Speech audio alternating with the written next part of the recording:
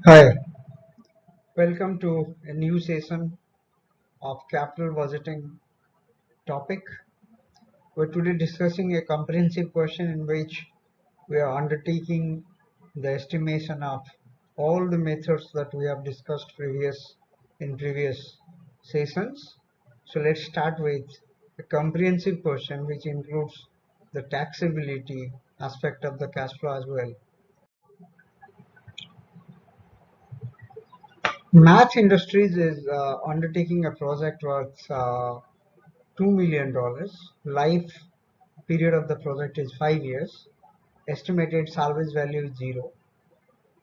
Straight line method of depreciation is allowed. That means depreciation will be calculated as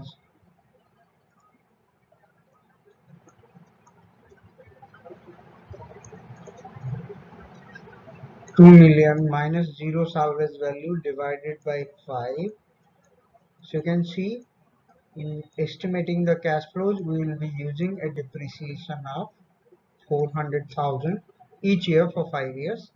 Uh, Tax rate of this company is for 50%. In the 5 years, we have estimated that cash flow before depreciation and tax is 400,000, 600,000, 800,000, 800,000, and 1 million. We will be undertaking discussion of payback period, average rate of return, ARR, net present value, benefit cost ratio or profitability index, and IRR. So let's go to the first point. We shall determine the cash flows, relevant cash flows in the first uh, thing that we do. So you can see here the PBIT, profit before interest and tax and depreciation, is 400,000. We have already calculated depreciation to be 400,000 each year. You can see here. So from each year's uh, cash flows, we'll subtract the depreciation, PBIT minus depreciation. We get these values, 400,000 minus 400,000, that's zero. Interest is not given in the question, so that's uh, assumed to be zero. No interest means the company has not decided to use debts or loans for buying the necessary asset, long-term investment. So profit before tax is PBIT minus depreciation minus interest, 200,000 minus 0, 400,000 minus 0, 400,000 minus 0, 600,000 minus 0. Tax is 50%, so 50% of PBT, 50% of PBT, so 0, 50% is 0, 2 lakh, 1 lakh, 400,000, 50% is 200, 200, 600,000, 50% is 3 lakh, 300. So PAT is PBT minus tax. You can subtract tax from PBT.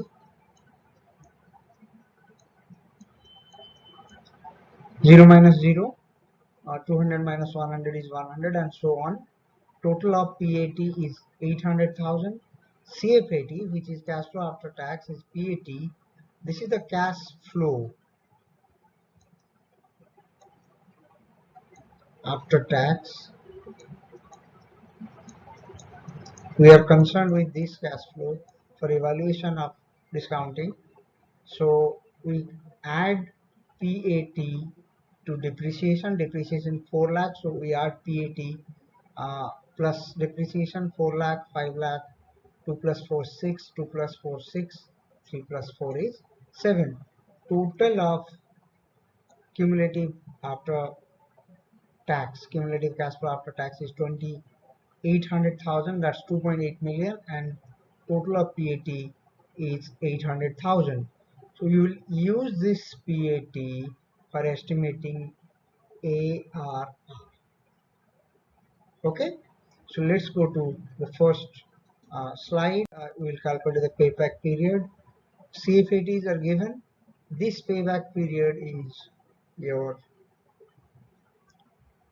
discounted payback period.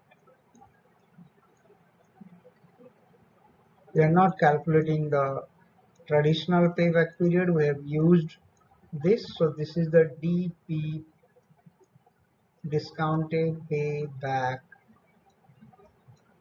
period. CFAT, last year's CFAT, cumulative 4, 4 plus 5 is 9, 9 plus 6 is 15, 15 plus 6 is 21, 7, 28. But we need to recover only 2 million. You can see here, after 3 years we are recovering 15, and we need 500,000 more in the fourth year to recover to get to 2 million. But in fourth year the total cash flow is 600,000. So 500,000 by 600,000, that's 3.83 years. So this means this discounted payback period is 3.833 years. Because the 3.833 years is less than the project's life period of 5 years, we can assume that the cutoff payback period is 5 years. So this is for the management to decide that they accept this project on the basis of discounted payback period. Let's see ARR. ARR is average PAT by average investment. PAT, we saw the 5 years total PAT is 8 lakh. Average PAT is total PAT divided by 5, 160,000. Average investment is 2 million divided by 2, 1 million. So that's 0.16 or 16%. So accounting rate of return, average accounting rate of return for this investment is 16%. This is not a discounting technology. This is not just an accounting method to find out how much interest is generated, return is generated on the average amount of investment made in this project. So let's go to NPV. We have got the CFATs, cash flow after taxes, 400,000, 500, 600, 600 and 700. We take 10% rate of interest, that's the cost of equity for 5 years. You can use the PVF table as we discussed earlier in time value of money. You can download the table, or you can mail me, I can send it to you for use. So PVF inflows by multiplying this with this, this with this, this with this, respective cash flow after taxes with the PVF. So you get the present value of cash flows. Total present value of cash flow is 207,700. So that's slightly higher than 2 million. Present value of outflow is 2 million because that was the initial investment. So this means NPV of the project is positive at $71,700. So the project shall be accepted because NPV is positive 71,700. What does this mean is, if you accept this project, the firm's value will immediately increase by 71,700 because of the estimated cash flows and usage of cost of equity. Obviously, if you use a different rate of return, then the NPV will be different. Profitability index or benefit cost ratio, BC ratio.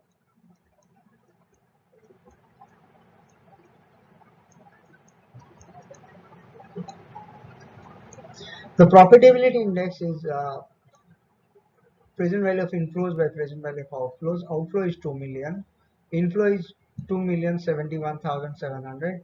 So profitability index is coming to be 1.036. Because the PI is greater than 1, project shall be accepted. This gives us a similar answer to NPV method. What does this also signify is that for every $1 of investment, this project will be able to generate $1.036 of discounted cash flow. So this means you're getting more than what you have invested on a dollar term. So relatively, the relative profitability is quite high. So projects shall be accepted the same result as NPV method.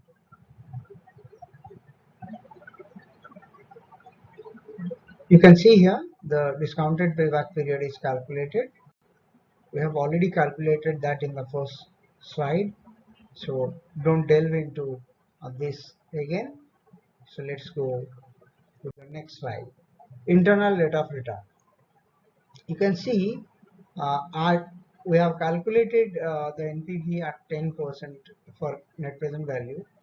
So this means we need to find a rate at which NPV is equal to 0. So we will use a greater percentage of return for finding the NPV so that we can estimate the IRR. So before understanding this calculation, you must go on to the previous IRR video to understand how IRR is calculated. So by using the 13% rate of interest, we calculate for the same cash flows we used in NPV, the present value of inflows are slightly lower and total is 1.951 million. So the NPV is minus 49,000. We remember that at 10% the NPV was 71,700. So how do we get IRR? We will use the same interpolation method as we have used in FLV 7.2 while estimating the IRR. So you can refer to that video to get to which method, how it is used. I will explain this. So we see that at 10% the uh, net present value is 2071700, but at 13% the value is 1.951 million. So this means the IRR is greater than 13 because at 13%, sorry, greater than 10 because at 10% the NPV is positive, but less than 13 because at 13% the NPV is positive.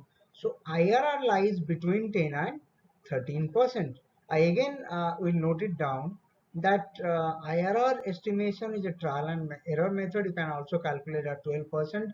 If you see that at 12% the NPV is positive, you can proceed to 13. Otherwise, if at 12% the NPV is negative, you can use the interpolation between 10 and 12. We have used interpolation between 10 and 13%, so there is no denying.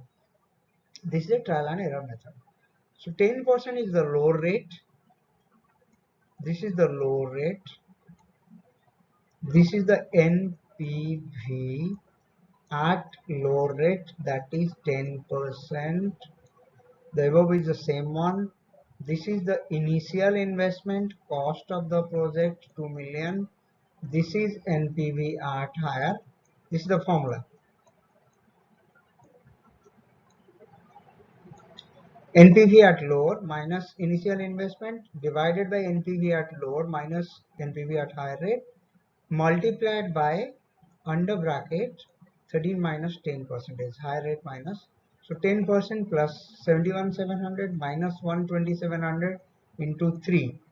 So that's this 71,700 divided by 12700 is 5.594 into 3. So that's 10 plus 1.7% roughly. So your IRR is 11.7.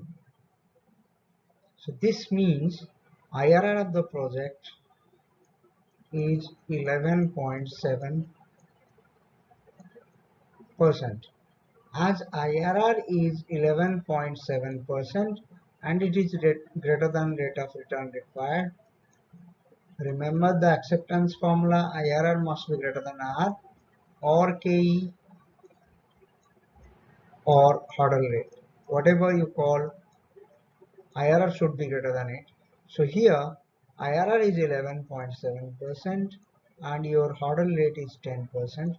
So because IRR is greater than your hurdle rate, the project should be accepted.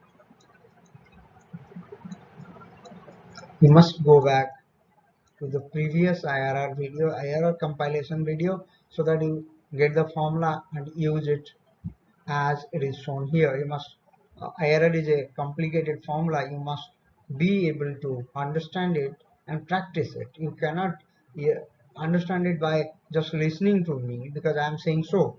So you must calculate it. In case you have any difficulty regarding these calculations, you can email to me. You can ask me through WhatsApp as well.